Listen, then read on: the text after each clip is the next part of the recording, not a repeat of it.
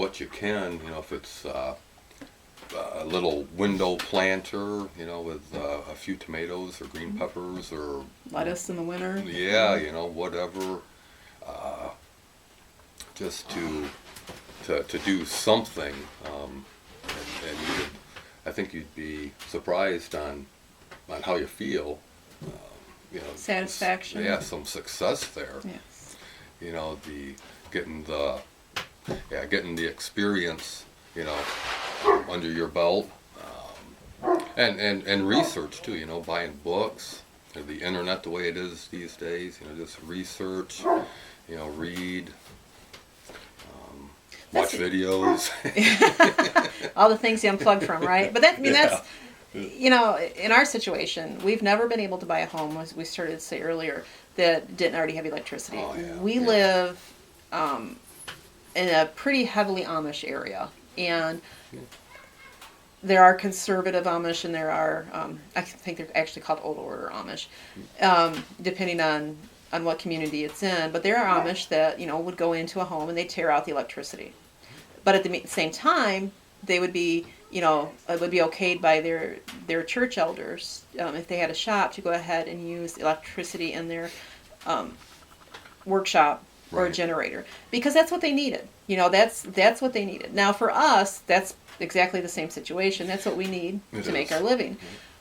But it didn't make much sense, any of the homes we went into, to tear out the electricity, because first off, if we ever got a chance to resettle where we wanted, selling it without electricity was kind of silly. So that's, like Ron was saying, we got rid of all these things because it fed, even though we're not technically off-grid, we would be okay in a situation should the power, we lose power, or should something happen to the electrical grid. It's not like we're locked in and wouldn't be able to survive or provide for our family.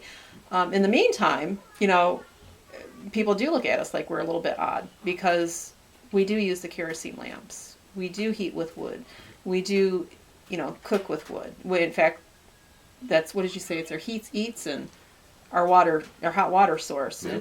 It's, this one stove is everything. Drying our clothes in the wintertime. It's our dryer. Yeah. I mean, it's the whole, it is the heart of our home. Yeah. It's, without it, we would be lost. But yeah, we still have power. We do. Yeah. So even though we might refer to our homestead as an off-grid homestead, it's technically not. But it's as close as we've ever been, or known anybody who's ever really been, at this point in time. So even when we go up into the deep woods, we will still technically be not off-grid because of the generator in the shop. But and again, that off-grid term is widely used. A lot of it, when we hear off-grid, we think of nothing, but if we have a cell phone or internet connection, you're hooked up to the grid. But we need some sort of a power source up north, to operate our shop. So a generator is going to be it. Like Leah said, the cabin is not going to have anything to it at all. That's going to be completely separate, and no generator use or wind or solar or nothing. So it'll going out to the shop will be like going to work, and when the work day is over, back to the cabin and the off grid. We just want to encourage you to start where you're at. Baby steps is, I don't know if that's the right term or not, but just do something. What got us going all those years ago, excuse me, there was something stirring in us. We just couldn't figure out what it was. And I had this desire, I was doing a lot of cooking from scratch. Grew up in a home in the 70s where everything was boxed, Now you're giving away your age. I know. Single mother, worked, the convenience foods was, not me. Convenience food was a big thing. So I grew up on convenience food, fast food, Burger King, McDonald's. And when we started our family, we knew that we wanted something a little different. I'm going to try to condense this story because it's really actually kind of long. So in our process of learning to make things from scratch, one thing that I couldn't figure out how to make was bread. And I was totally petrified of making bread. It took me probably 3 years of convincing myself that, Well, you it's know, very complex, isn't it? so we believed. Right. But when I finally got up the nerve to realize that the worst that's going to happen is that bread is not going to turn out. The thing is I think when you want to do something, that if you don't do it, then you always can dream about it. But if you do it and it fails, it can either totally dash your expectations of yourself, where you're just not going to try it again, or it's going to make you try it again. But at any rate, to make a long story short, I finally got a batch made, and it was overwhelmed at the ease of it, that it turned out, that it didn't kill my family, that it tasted good. Right. And that was like the defining moment for me, that all this homesteading bubbled over. When do you think it bubbled over for you? Oh boy! When you ate the batch of bread? When I ate that batch of bread, that was it was over. We were never turning back.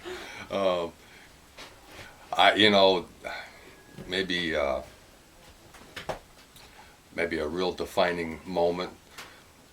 Thinking back, might have been hooking up that first wood stove. That was, I think it was a 1932. I think it was a 32. Or No, 1922 the first one was a 32. something. The second one was a 28. Home comfort cook range. We didn't have any, excuse me, instructions or anything like that to go by. So I just went, installing it. I installed it according to modern day code. So I felt comfortable with that, but still not having, instructions to follow or whatever on that particular stove. I didn't want to burn my house down or burn up my family or nothing like that. But getting that, installed and then using it and not having to rely on calling our at that time we had propane, calling our propane provider to bring out more fuel. Just go out and cut firewood. That was a great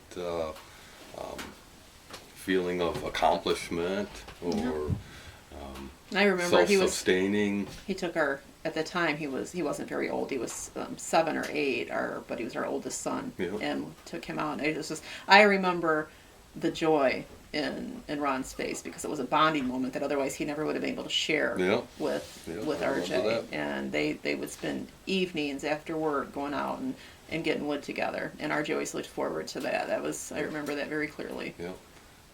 And now, some 20 years later, Zebulon does too. And He does. he's 6. I don't take him out into the woods at this point, but around the house, he loves, just like Zebulon does. Simeon does too. He's just 2.5. But they love to help with the firewood, gathering it up, kindling. Yeah, they like to do the kindling. They get a log, this one log fills their little arms, bringing it in. I mean, it's just part of what we are, I guess. It's defined by hard work, but it's fun. It's a joy. We don't look at it's it a family thing. as a drudgery. Right. Yeah, maybe after I'm done cutting for the day, I'm tuckered out, but it's not a drudgery. It's just that's the way of life for us. That's what we enjoy. But without those defining moments, you'd miss, what seems like little steps make big memories. They do, absolutely. It's And we're going to connect it here. Something that they expect every time they come in from doing wood is fresh bread. If I don't have fresh bread made after a wood cutting day, yes, it's. Well, we've gotten to expect it, I guess, and now she knows it, and then we rib her too, just. So seldom is there not fresh bread going on when they go out and cut wood. Sometimes I just want to make sure that I don't forget that I do it the day before, and let them eat it then and tell them the next day they don't get it.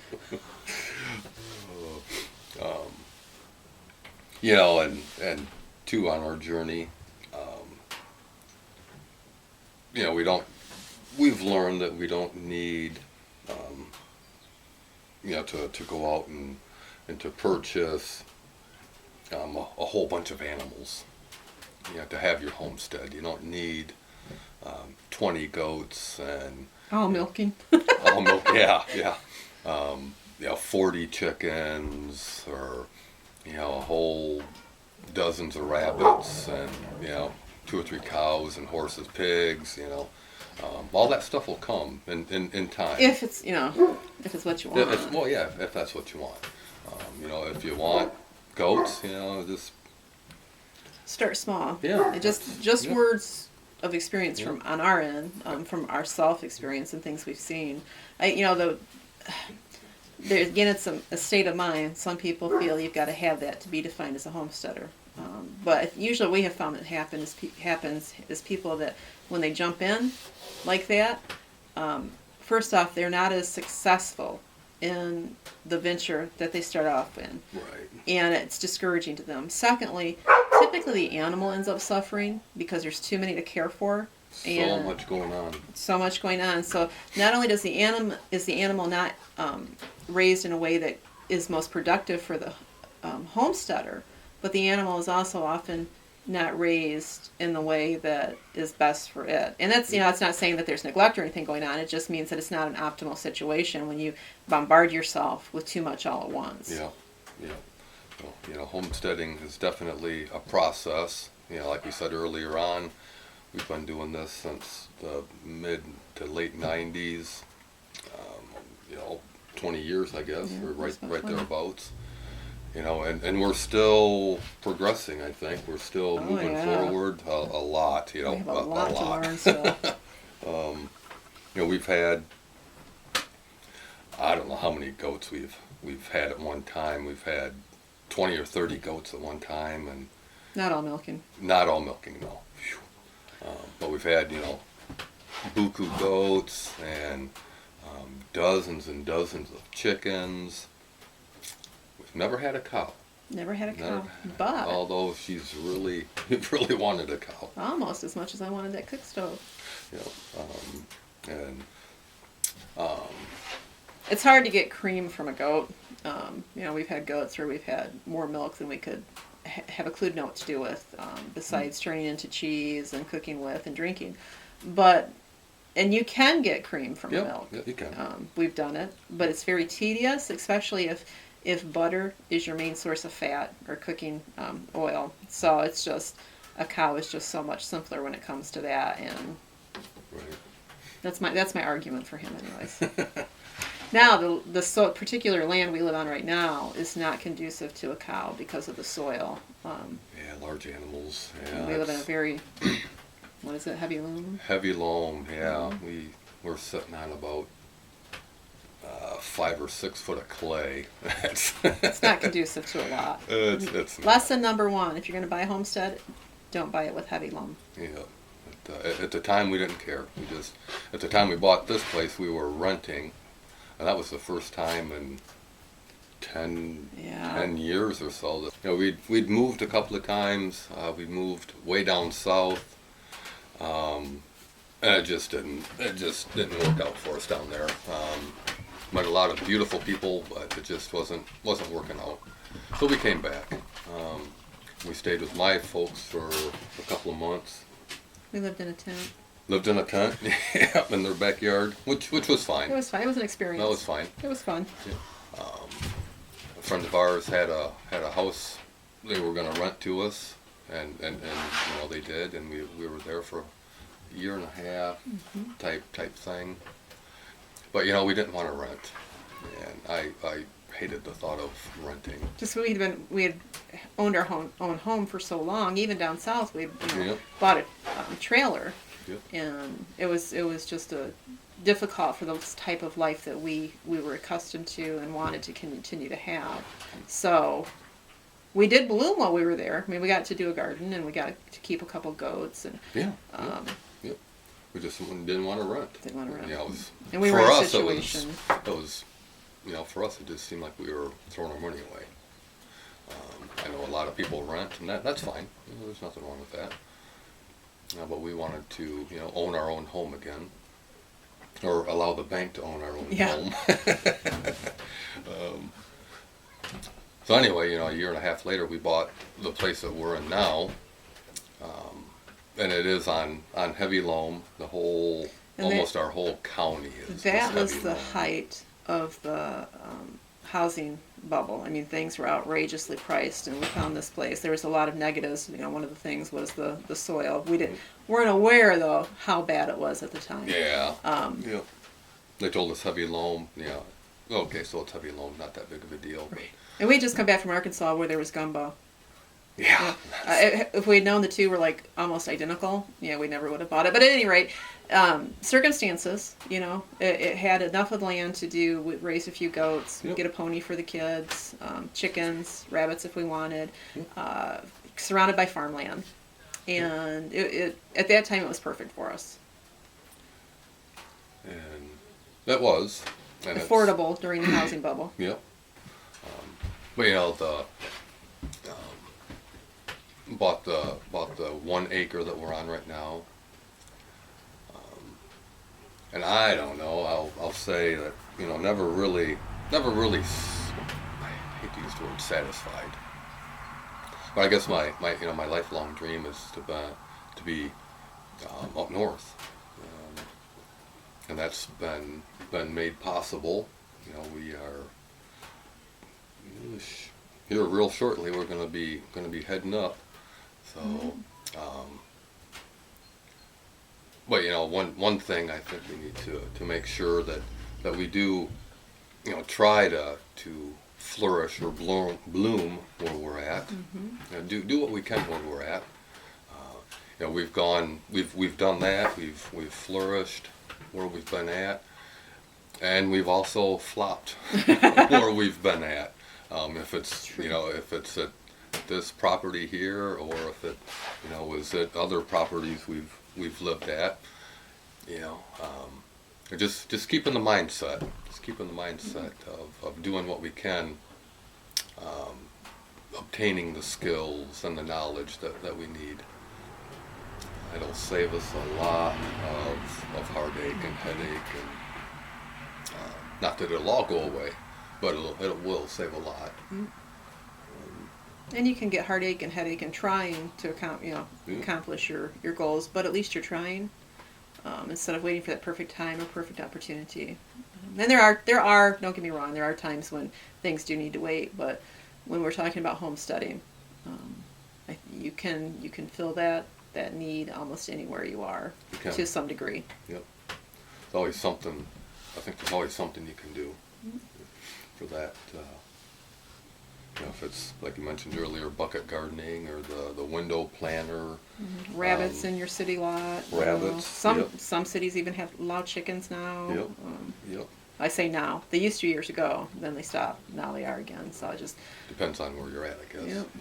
Gardening if you have a little lot. You know.